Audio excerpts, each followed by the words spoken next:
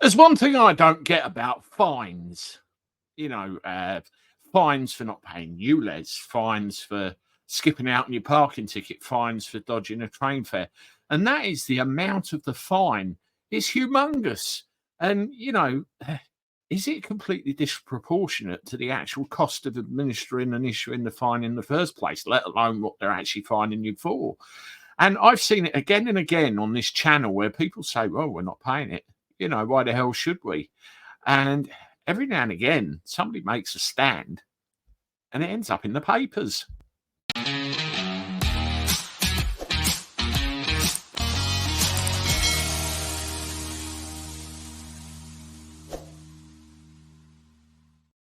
Hello, everybody. Welcome back to the channel. Hope you're well. Thank you for joining me. Please, as always, hit the like button, subscribe to the channel, keep up to date of everything that happens.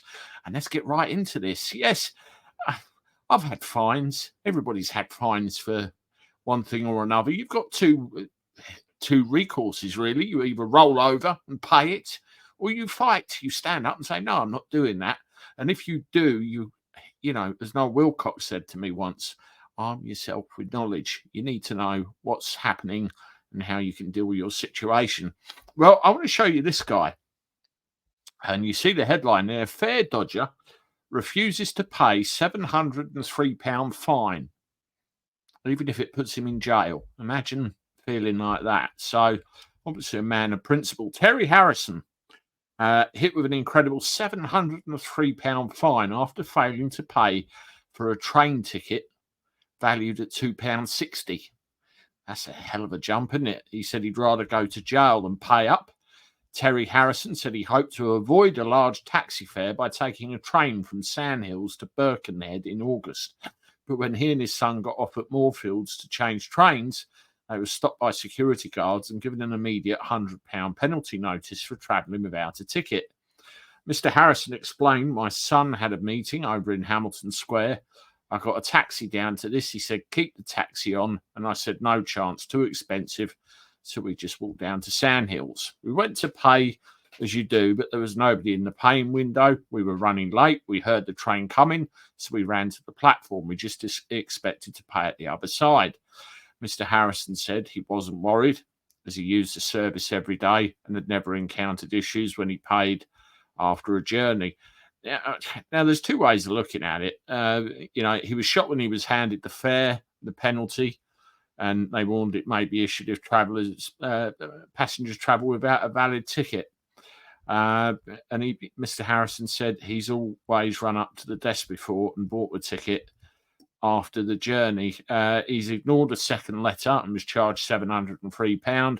Received a further letter on November the 7th from the courts, warning that as he'd not paid the hefty charge, a warrant could be issued for the seizure of his property, including his car. Now, this is the issue here, isn't it?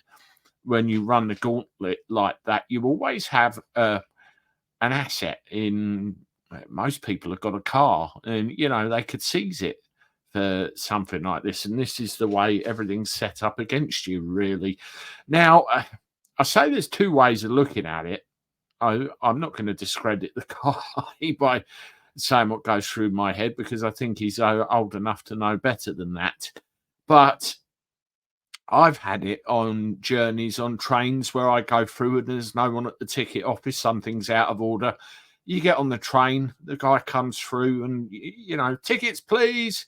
And you just buy a ticket on the train. I've never had a problem myself before.